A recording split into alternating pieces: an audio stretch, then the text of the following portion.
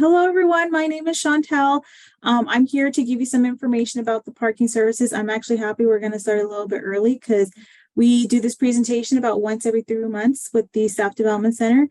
It's a lot of information, usually takes us the whole hour, but we're going to get it done in less than 45 minutes. So we're going to go ahead and get started.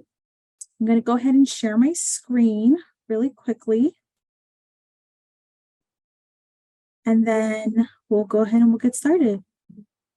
Okay, so hopefully you all can see this.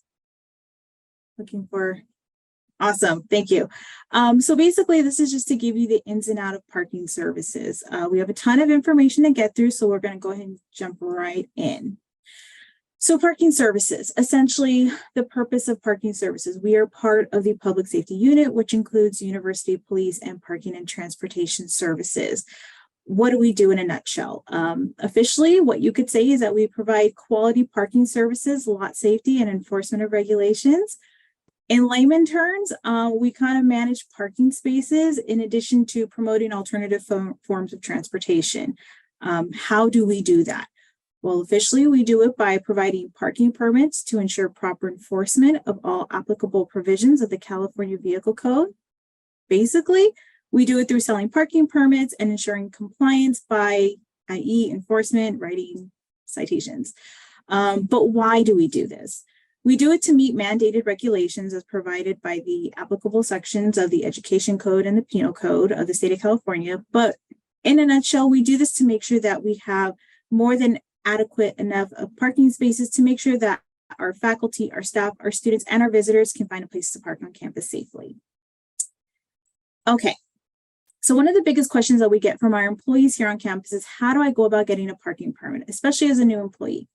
So the nice thing about this is over COVID, we've made a lot of changes. So some things have been able to be streamlined. So essentially, if you're a stateside employee, we're going to be looking at the left-hand column right over here. If you're a stateside employee, typically what happens as a new employee, Human Resources has already done a lot of the groundwork for you. They've reached out to the Parking Services Department. We have a kind of like a Google spreadsheet that we share between the two departments, and they let us know when we have a new employee coming on. Essentially, what they'll do is they'll provide the person's contact information, their classification, their bargaining unit, items like that. That will help us to determine, does this person qualify for payroll deductions, or is this person more applicable for a semester to semester parking permit? Once we're able to make that determination, we will email that new employee or the new hire. Typically, we'd like to try and do it before the person even starts on their first day. So we'll reach out to that person via email, let them know that this is what they qualify for, whether it's instructions on how to purchase a semester parking permit online from our website, or how to make the initial payment so they can enroll in payroll deductions if they choose to do so. And that's followed by this lovely step right here. Following that, if they are doing semester to semester, they'll get instructions and information on how to go about picking up their parking permit. And then we have a nice little display video on how we recommend displaying your parking permits. But essentially, if someone is enrolling in the parking deductions payroll program, we also have them fill out a form so that way we can verify that they are enrolling in the program, that they wish to do so. And then we basically communicate to them when they can pick up their parking permit and have it displayed and ready to go. This accommodation that we have set forth is pretty similar to what we have for faculty and for auxiliary employees, with a little bit of few tweaks here and there. So typically for faculty, because a lot of the faculty departments do their own hiring, what we will do is usually the ASC, the ASA, whoever their coordinator is that does onboarding for that new faculty member, will typically reach out to us via email.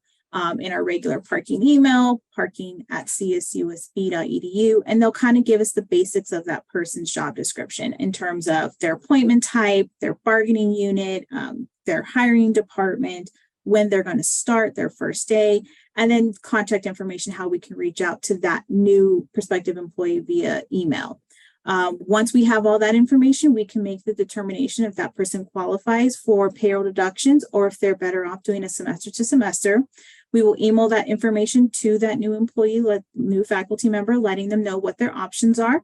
And then based off of that, majority of the time they are doing semester to semester. They'll get information on how to pick up their parking permit and then display it. And it's pretty much the exact same process for auxiliary employees. The auxiliary HR, typically UEC, student union, will reach out to us via email. They'll let us know, hey, we have a new employee coming on. This is their start date. Here is their contact information, and we will be deducting them starting this date. And then we'll make sure we get that parking permit ready. We'll email that individual, say, hey, your permit's ready for pickup, and then they're good to go. So if one of the few things that we want to just highlight really quickly is we have this little video here for you guys to watch, and I'm hoping that it works. I'm actually going to stop my share really quickly because I'm going to reshare this, and I'm going to make sure I enable the sound. Okay, and hopefully this should work.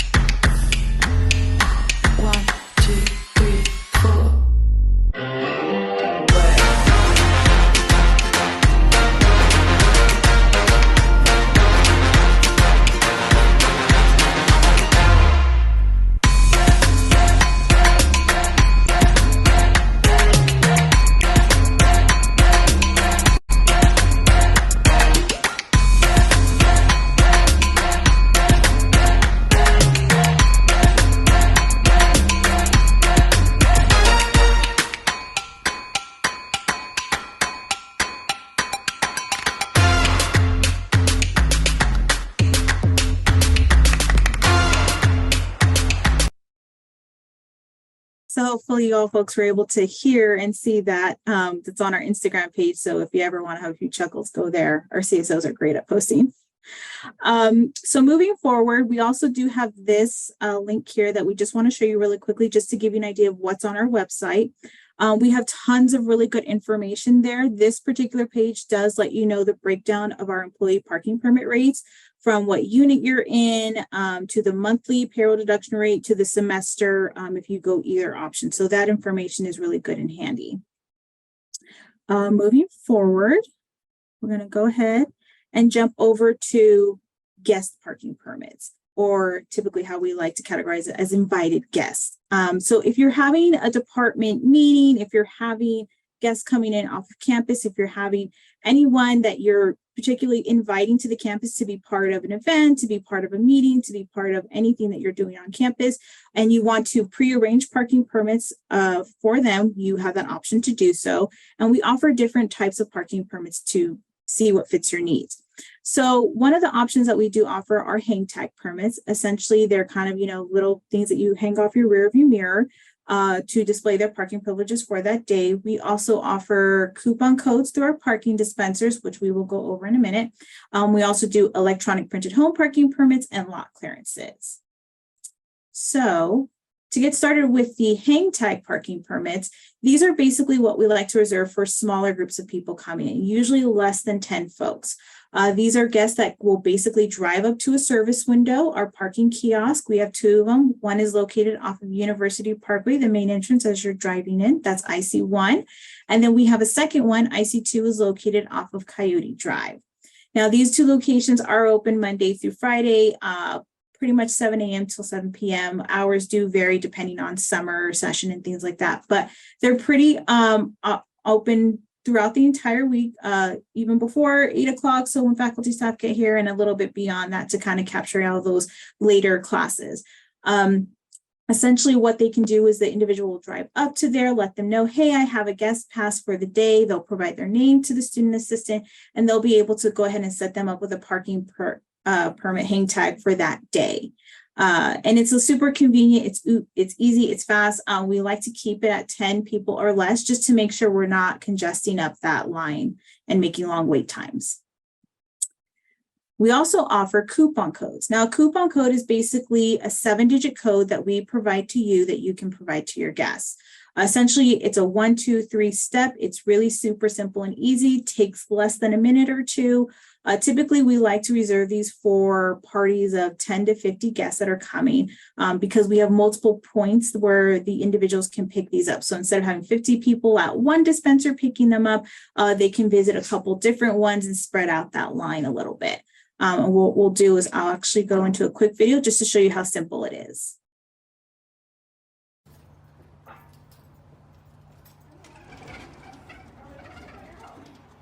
Step 1. Locate one of the parking permit dispensers.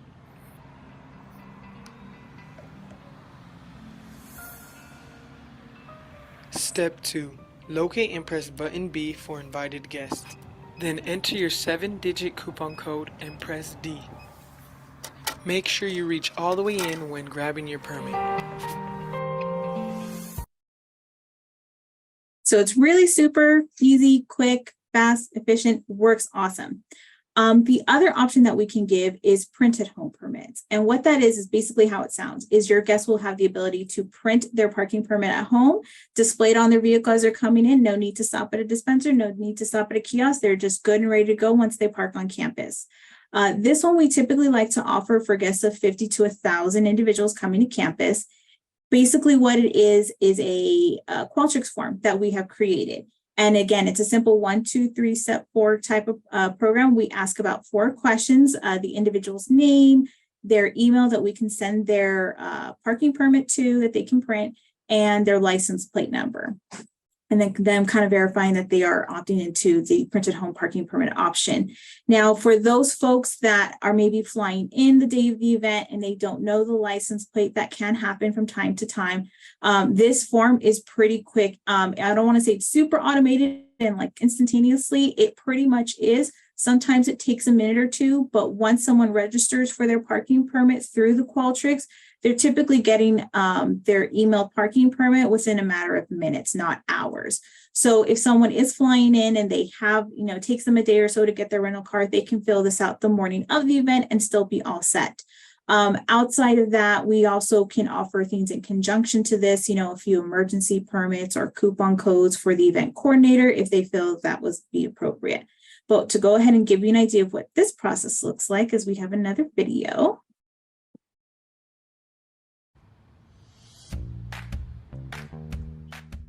First, go to the email where the link for the permit was sent. Make sure you enter the correct information, because this information will be used to generate your permit. Please enter the email you would like the generated permit to be sent to.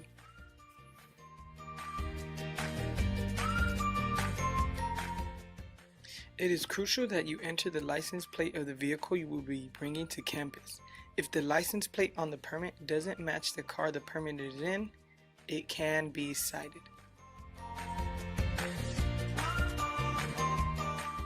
Give it a couple minutes if needed for the permit to be in your email. Make sure to check all folders such as spam and junk, if not in your primary inbox.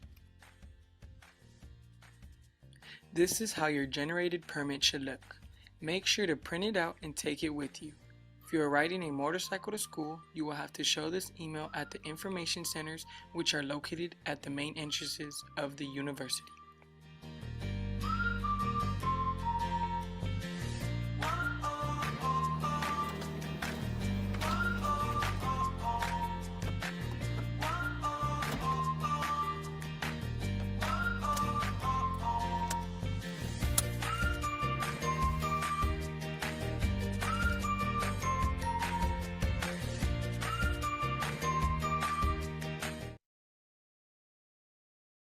So that's a nice, quick little introduction into the different forms that we have for that printed home permit. One of the things that we really like about that is sometimes department will utilize that as an incentive for their folks, letting them know like, hey, we need to make sure that we're getting the correct amount of RSVP so they can kind of have a more identified number for catering and supplies and food and seats and tables and all that stuff. So they'll use our Qualtrics link to register for a parking permit as a way to kind of incentivize folks to make sure you're RSVPing early so you can get your complimentary parking permit. Typically the department is purchasing these on their behalf, but it kind of gives the guests the indication like, oh, I want to make sure and get a free parking permit before they run out. So they'll go ahead and they'll, their numbers for RSVP will be a little bit more accurate for their event overall. So some departments like to use that. One of the last options we do offer for even larger events, you're talking about 1,000 folks or more, is going to be a lot clearance. Now, these are very rarely used simply because they can be pricey. You're looking at a daily rate per every general parking space. Typically, when we do a lot clearance, we're waiving enforcement in the general spaces of that particular lot. With that being said, we do not authorize lot clearances for some of our more popular lots during the school week, where our students and faculty staff park. You're talking lot C, lot D, lot N. It would be really challenging to try and really block off that entire lot during a regular school week on a Tuesday or a Thursday. We probably have very, very upset students. So we definitely want to make sure that we're pushing events for those types of lots over to the weekends, because then we can impose the weekend rate, which is even cheaper at $3 per day, helps bring the cost of the fees down. And then we're not imposing on students trying to park to get to class. Outside of that, some other information is traffic control is something that we want to make sure that we're viewing when we're doing lot requests. We want to make sure that the folks are coming in, they have an ease of flow of traffic as they're coming in and going out. So your event, if it is this capacity and this large, could include some traffic control costs. Other things we also do offer are directional signage and some equipment that may help during the large scale type of events, whether that's barricades, delineators, cones, A-frames for directional purposes, our electronic messaging board, our Instalert for helping to direct traffic could be utilized and rented to as well for your facility and your event to help with that. And all this information is online on our website. So how do you go about, if one of the coupon codes, the hang tags, one of these options looks really appealing, how do you go about requesting that? But what you'll do is you'll go online to our website and you'll select the forms tab, and then you'll select the invited guests request form. So what we'll do is we'll go ahead and we'll click this link just so that way you guys can kind of see. So this is our website here. And what you're going to want to do is you're going to want to click on that universal button that says forms.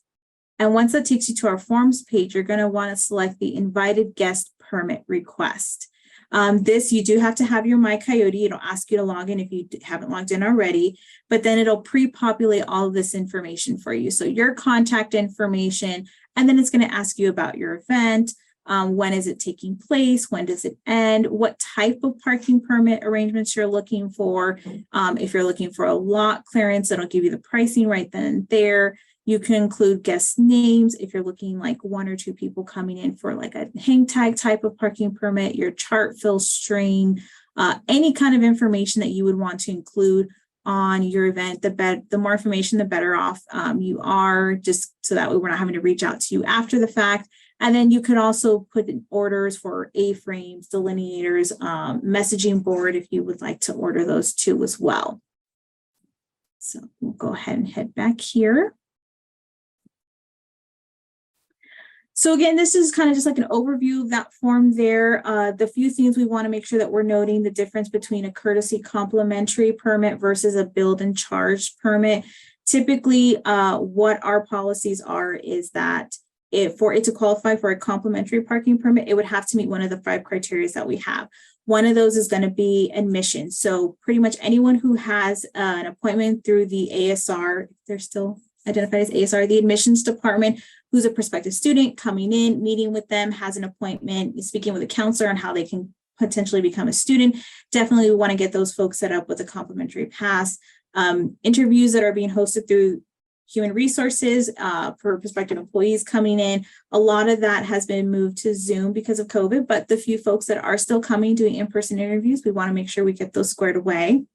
Student employers, typically these are folks that are hosted through the Career Center when they do their student employment fairs. So when Target, Google, all of these other outside agencies and organizations are looking for potential employees and they want to kind of scout some of our students, we definitely want to make sure that we get them squared away so they'll hopefully give our students jobs. One of the other categories is going to be volunteers, but they have to be vetted through human resources. So they've gone through their background checks. We've, done our due diligence, make sure that they're good to be here. And then they also obviously can't be faculty, staff, or students here of CSUSB to qualify for that complimentary permit. We also have extraordinary ceremonies. And typically when you look into the policy, what that really is advocating for is for our really large like graduations at the end of the year, for our students that are walking in June and December and things like that when they are held here on campus. Some other things to note would include parking permit statuses in terms of spaces that we offer. That includes general parking spaces, which is majority of our lots on campus. Pretty much almost every space is a general parking space, whether it's a day pass, a student general parking permit. A general space is just one of our regular parking spaces. We also have faculty staff spaces, which are reserved for our faculty staff members. We also have service spaces, which typically are utilized by our vendors or someone providing a service, anyone that's unloading and loading.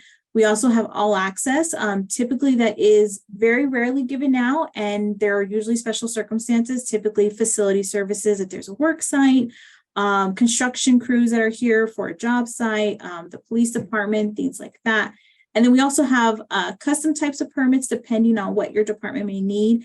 For instance, if it's like the infant toddler lab or the child care center on campus, where folks need to have additional parking privileges just to be coming and park in a space to get in and get out, we'll go ahead and make those arrangements as needed. But pretty much on that information that we're collecting is really just your event information, what kind of arrangements you need, any description events that you can help with that. So we're not reaching out to you after the fact, chargeback numbers, and then any other wayfinding signage you may want to add to your order.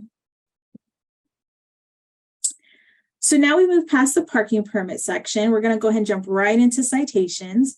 As far as that goes, what we want to make sure that our campus community knows is that parking citations are issued in accordance with the California Vehicle Code and the university ordinances. Tickets typically follow the vehicles, not the person. But if there's a way that we can tie it to an individual and that helps relieve another individual that maybe wasn't responsible for the ticket, we can definitely look into doing that. But typical CVC code is the tickets will follow the vehicle. Some citations are only issued by university police. Our parking officers are not authorized to issue several parking permits that our police officers here on campus can. Those would be including like expired registration tabs, things like that. Some tips that we want to provide that may help avoid getting citations, these are typically popular during our student orientation events, is making sure that your permit is properly displayed. Typically, we give them the advice once you shut the door and you take 5 feet away from your car, just turn back and look. If you can see the permit, the officer can see the permit. We know sometimes the wind can get crazy here on campus, and we just want to make sure that they're displayed appropriately. Also be mindful of time spaces. They are enforced regularly. Do not park backwards in diagonal spaces. To do so would require you to drive against traffic, and we want to minimize traffic collisions on campus. Also, handwritten notes, copies, pictures of permits don't really work. We need to make sure that you're actually displaying your actual parking permit. And the obvious, do not park in fire lanes, red curbs, or beyond the gate arms unless you have an appropriate permit to say that you have access behind the gate arms. Typically, we want to make sure that we're monitoring and vetting the folks who are accessing the campus internally. If an officer comes across a vehicle and they're parked right next to a building and there's no verified permit on that vehicle, the officer is going to get suspicious and ask, why is this vehicle here? What is their motivation for being here? So we definitely want to make sure that if you need access behind the gate arms for whatever reason, that you are checking into our information centers. We definitely want to make sure we get you set up. So if you do need to park back there, we give you the appropriate permissions to do so. Okay, so it happens. I've been guilty of it myself too. And I work for parking. You get a citation. It happens. So what are your options and what can you do? Essentially, you can either pay for the citation or you can appeal the citation. The one big reminder we want to make sure that we're emphasizing is you do have 21 calendar days to either pay it or appeal it. That is very important because once that deadline is gone, it's really hard to do any kind of recourse or resolution for that. If you pay it, you can pay it online on our website, or you can send it a check or money order to CSUSB. If you appeal it, it's the exact same website. The link is on our webpage. You can click that. It's pretty much all the same portal where we have, and then the students can go on, or anyone who received the citation can appeal that citation. If it's not done within the 21 days, there are a few penalties that can take place. One of the ones that will automatically take place after the 21 days is a late fee will be added. A campus hold can be placed on the student's record. Usually that affects our students more than our faculty staff. Beyond that, eventually the unpaid outstanding citation will make its way over to the Department of Motor Vehicles, and it will stop any vehicle registration you have on that. So if you're trying to renew your tags or anything like that, it will not allow you to until that citation is taken care of. If the individual sells the car and they're like, it's not my problem anymore, unfortunately, that will still follow you all the way to the California Franchise Tax Board, because we know who the registered owner is. So definitely want to make sure that when you get a citation, you either pay it or appeal it. If you choose to appeal the citation, there are a few tips we'd like to share. One of them is if your guest comes onto campus and they receive the citation because they got the permit, but they didn't display it correctly, or they forgot to display it correctly, or anything along those lines, we completely understand wanting to help your guests who received that citation. One of the things we don't recommend is to filing an appeal on their behalf. Once you file the appeal and you're using your information, you are legally taking responsibility for that citation. So we want to make sure, if you want to walk your guests through on how to do the appeal, by all means, it's great, perfect. But we definitely want to make sure that the guest is the one who's actually filing the appeal. If you have a MyCoyote ID, or the person that received the citation has a MyCoyote ID, they definitely want to use that. Typically, our system will recognize a Coyote ID that's associated with a purchased parking permit, and those may help your case depending on the situation of your citation. If they don't have a MyCoyote ID, they can always use the guest account to still move forward and appeal the citation. Once the appeal process is started, the system will allow the individual to kind of review any photo evidence our officer has taken. It allows them the ability to include any proof or evidence they have that they want to include as part of the reason why they feel that the citation should be appealed or dismissed. And typically it takes about 5 to 7 business days for us to process those once we receive them. Okay, so there are different levels of appeals. We have a first level appeal, a second level appeal, and a third level appeal. So even if it gets upheld during the first round of appeals, you always have a second and third options at your utilization if you choose to. The second level appeal is going to be an administrative hearing. Basically, you request that within 21 days of when you received the notification when your citation has been upheld. So you do have 21 days from the date of that decision. Typically, those citations do have to be prepaid. That is per CVC code. If for whatever reason that it's upheld at the second level, you still have a last final recourse, and that's going to be a third level appeal, and that happens at the Fontana District of San Bernardino Superior Court. You basically petition to get on a judge's calendar. There are court fees that apply. If for whatever reason the judge does side with that particular individual, and that judge decides that the citation should be dismissed, not only will you get a refund for the parking citation that you paid, but we will cover the court fees. If for whatever reason the judge decides that the citation was rightly upheld and there's no recourse, at that point we would retain the citation revenue payment that was made, and then the courts will keep that court fee that they have. Okay. A few other things that we want to touch base on, just to make sure we have enough time for questions, is some of the myths that go on about parking. So a lot of people are under the impression that parking operates like every other department on campus, that we get state funds, we receive our budget from, a portion of the chunk that comes from the state. Unfortunately, I wish that were true. It is not. Parking is a self-supported, self-sustained program. So everything that we have as far as our expenses must be covered by the revenue that we bring in. And that's including parking permits and citation revenue. As far as our prices, students, and I know faculty sometimes will say we pay a little bit too much. One of the things we want to highlight is that we're actually one of the cheaper CSUs in the entire system. That's something that we're really proud of, even though sometimes with the cost of inflation right now, it can be challenging in our budget, but we definitely are one of the lower end CSUs that have one of the lower rates for our parking permits. So that's good news for our students. We also have that breakdown again, that's on our website. It reflects the same. One of the other things we'd like to highlight is sometimes folks don't realize how expensive and costly parking projects can be. One of the things that we like to highlight is that even for a surface parking lot, which is just a general regular parking lot that you kind of build and construct on a flat surface, per space, you're talking anywhere between $5,000 to $10,000. And this was pre-COVID, so things have only gotten more pricey since then. But if you're looking at a parking structure, same thing, per space, you're looking at anywhere between $25,000 to $50,000 per space. So when we actually installed Lot N, that cost us about $7.9 million. That was roughly about a little over $6,000 per space that we built. Both of our parking structures were $27 million each. So roughly you're talking a little over $37,000 per space. And that's just to construct them. Then you still have to make sure that you're maintaining them on an annual basis, especially with all this rain that we've received recently. Definitely has had an effect on our parking lots, and we need to make sure that we're maintaining and keeping up with them, whether that's resurfacing, filling in the cracks, sealing, things like that. So annual maintenance can vary from year to year. Sometimes, it's $150,000 to $350,000 per year. And again, this was all pre-COVID, so things have only gotten more pricey. So that's not fun, but it is part of our reality that we do need to make sure that we're meeting those challenges. All this information is actually displayed on how we spend our parking revenue, whether it's parking permit expenses or our citation revenue expenses. That's all on the transparency portal, and we'll go ahead and we'll link to that. But that is a great place to go if you're ever curious about how parking's revenue is being spent.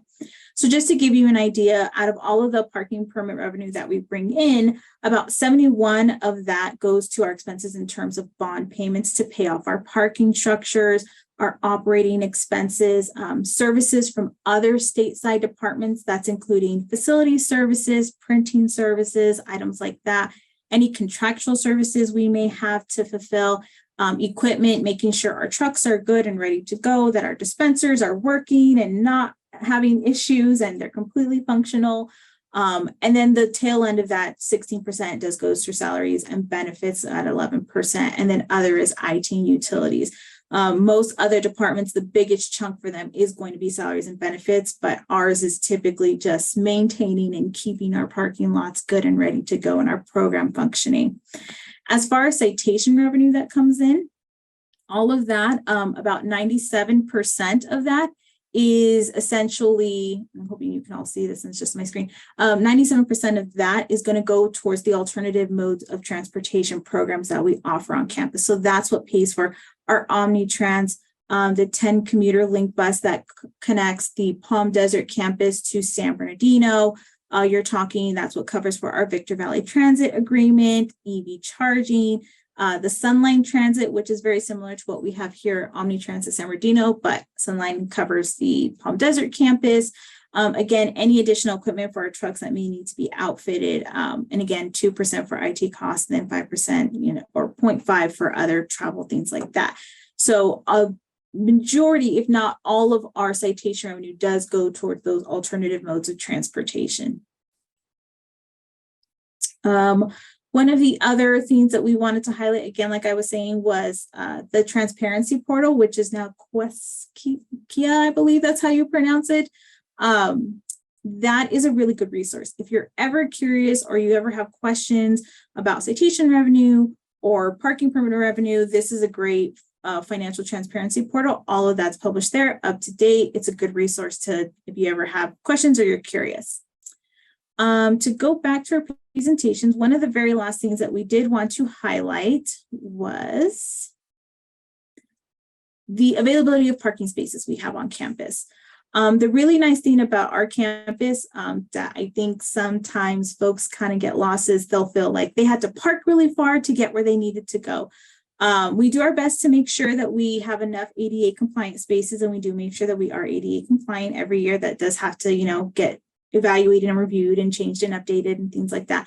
But essentially, we were rated 3 among the entire CSU. So For every parking space that we had on campus, we had 2.5 students, or that's how our ratio broken down. So essentially for every 2.5 students, we had 1 parking space, which is really, really good considering our numbers. Again, these were pre-COVID, so this is when our FTE was hovering right around 20,000.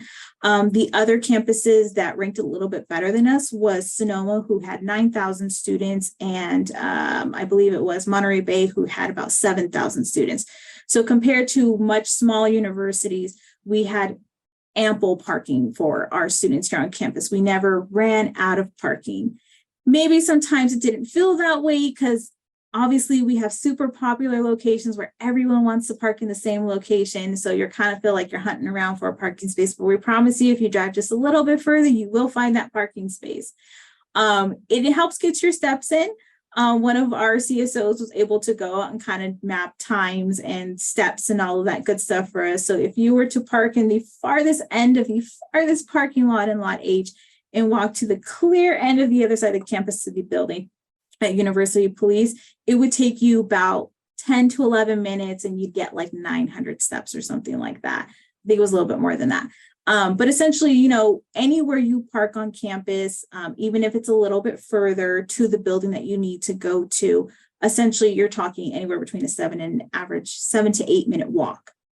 And since COVID, obviously, with more online classes, that's also helped. So parking is not as bad in terms of having to park as far, but we do have plenty of ample parking here on this campus compared to other universities who do a raffle to see if you get to park on their campus. So it's one of the things that we actually like to highlight. One of the other big things, and again, we've touched base on this a little bit, is that we don't use any of our citation revenue for operational purposes in terms of, IRPs or any of that kinds of things. All of that revenue resources must go back to the community, the campus community, in the form of alternative modes of transportations. So that's really what covers our OmniTrans, like I said, the 10 commuter link, our rideshare incentive program, any carpool, vanpool matching services that we have, the EV charging, things like that. We also supplement free services for, vehicle unlocks, battery jumps. We, within this past year, have done 190 roadside assistance calls. We've done 62 vehicle unlocks. We've done over 100 battery jumps. We do safety escorts, medical escorts, and our officers also make it a point to make sure that they are monitoring our disabled parking spaces to make sure that they're not being abused. So one of the very tail end, final last things we wanted to cover before we break for questions is just to highlight our transportation program. So all of that citation revenue is really there to design to save you money, to help you get your time back. And these programs really are all free except for our vanpool, which you do pay a slight proportion value because you're all sharing the vanpool together. But essentially, we have our rideshare incentive program. So if you do use an alternative mode of transportation, you can utilize that, log it in with our program, and you would be paid $1 a day per CSUSB parking services. We would even try to get you registered with the Inland Empire Commuter Rideshare Program too as well, and they pay $5 a day for the first 3 months you're part of their program. And so those help. Sometimes it's helpful with a little bit of extra change for groceries for that week. Knowing the price of eggs recently, that definitely helps. But the other programs would include obviously our vanpool services, carpool program, the OmniTrans. The same thing that we have down at Palm Desert, which is the Sunline, again, that 10 commuter link bus, the agreement we have for VVTA if you're coming from the Victor Valley area, our EV charging and things like that. Definitely want to make sure that people are aware of what we have and take advantage of those. They're there for you guys to use. But one of the accomplishments that we want to make sure that we're highlighting is that we did recently, within the past few years, we were able to upgrade all of the parking lot lighting around our parking lots. So we've all switched to LED. That's really helped us to be sustainable in that way. We've been able to, again, make lot N recently within the past few years. That's also helped with, the congestion of parking, in addition to new vehicle charging stations and, helping aesthetically help with our parking lot pillars around campus. So now you actually know you're in parking lot A because you can actually see the pillar that says parking lot A. But we also are still coming across the challenges. Again, budget, like every other department is experiencing. We also have to make sure that we are CVC California Vehicle Code compliant. We are Education Code compliant. We're ADA Code compliant. We even have pending legislations come up every year that we have to make sure that we're staying above. So that way, when the legislation changes, we know what changes we need to make within our program and policies. Not only that, but we also still have to make sure that we're meeting regulations from the Air Quality Management District, which monitors emissions that are going into the air, to make sure that we're doing our part to make sure that we're keeping the air clean, even though all these people are driving to our campus. Even with all of our accomplishments in the past and the challenges that we're facing right now, we still have a lot of goals that we'd like to move our program to. That's including redoing Lot N and resurfacing it, the maintenance that we have set up for that, which should be coming this summer. Our charging stations at Palm Desert campus, and a license plate recognition program, so we can move away from the plastic stickers and be a little bit more sustainable. But essentially, this is kind of the end of our presentation. We threw a lot of information at you, so hopefully whatever questions you did have and the confusions you may have had about some things about parking, hopefully now it makes a little bit more sense. But essentially, that's our presentation. So if you have any questions, please let us know. There was a lot of things we didn't get a chance to touch base on, defensive driving, things like that. So again, we do offer this once every 3 months, and it's over an hour, so we have time to get into the nitty-gritty. But yeah, if you guys have any questions, let me know. Thanks, Chantel. I am seeing some questions in the chat. I see one here. For the carpool programs like rideshare, do Coyote Bookstore employees count as valid carpoolers? That is a great question. And I believe Grace, I believe you're on here. I would love to push that to my transportation coordinator person. And I'm wondering if, Grace, you have a more informed response. Thank you, Chantel. Thank you so much. Wonderful presentation. I do see our transportation coordinator is there, Gerald, but I'll take the question. So the carpool program does also apply for the Coyote Bookstore employees. So long as you're 2 or more, just come to our office, register yourself. We'll give you a carpool permit, and then you'll be able to be enrolled into the rideshare program. I do see another question, and I can read it out. So Karina Torres asks, I'm curious, why do UEC, ASI, SMSU, MPP, confidential employees get charged $38 per month for parking versus stateside employees paying $14.33? If this is a self-sufficient department, why do we have a difference in the fees? Is the state employees union paying the difference in fees for the stateside employees? Good question. Chantel, do you want to start off, or I can? Definitely.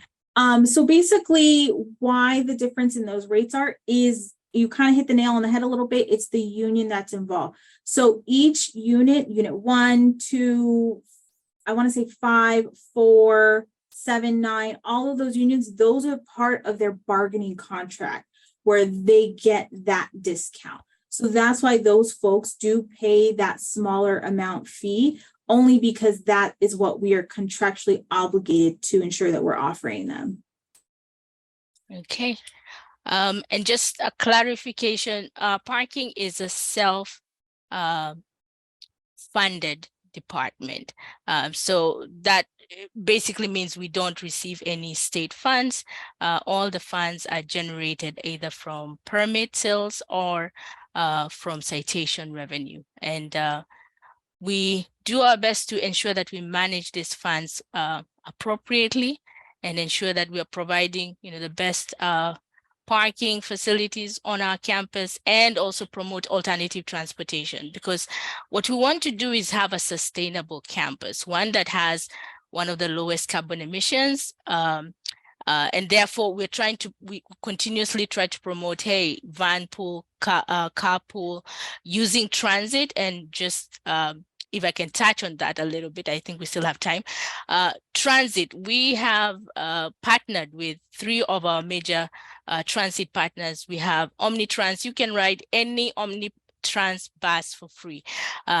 VVTA, that's the one that operates in the high desert. You can ride any of those buses for free. So long as you have your My Coyote One card, you swipe it, you ride it for free. And then we have the Sunline Bus Transit. That one operates in Coachella Valley. And again, that has the 10 commuter link bus. Again, if you have your Coyote One card, swipe, ride for free. So Thanks. Grace, I did see another question. Okay. How often are the lots evaluated? Lot G has a carpool roll that is always empty. At most, there's only 4 cars in the car spool spots. Okay, good question. Thank you, Josie, for that question. We do an annual evaluation just to see, how the space is being utilized, and then we make changes based on what we see in terms of behavior, right? So definitely, even having this conversation is an ability for us to get feedback and then make the appropriate changes. So as soon as we are able to, we will be making changes to various parking lots that we see. Hey, there's change in behavior. People are now moving, north or south. So again, thank you for the feedback, and we will definitely be looking into that. Grace, I think there was another question about whether the rideshare incentives are taxable. Oh, yes. Yes, rideshare incentives are taxable. But the great benefit is that you get, some Coyote Cash that you can use here on campus. You can buy your lunch, using that Coyote Cash. And then again, you're saving the environment. And then you're getting to either, if you're carpooling, you're getting to form relationships with colleagues in your department or in another department, right? If you're van pooling, you're getting even more exposure to more people.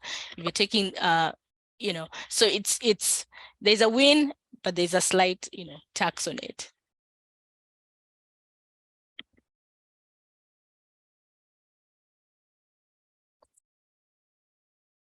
All right, well, looks like that is it for the questions. Thank you very much, Parking and Transportation. Chantel, Grace, you guys have both been amazing. So we're going to go for a 15-minute break, and we'll have our last presenter. Thank you. Thank you. Thank you.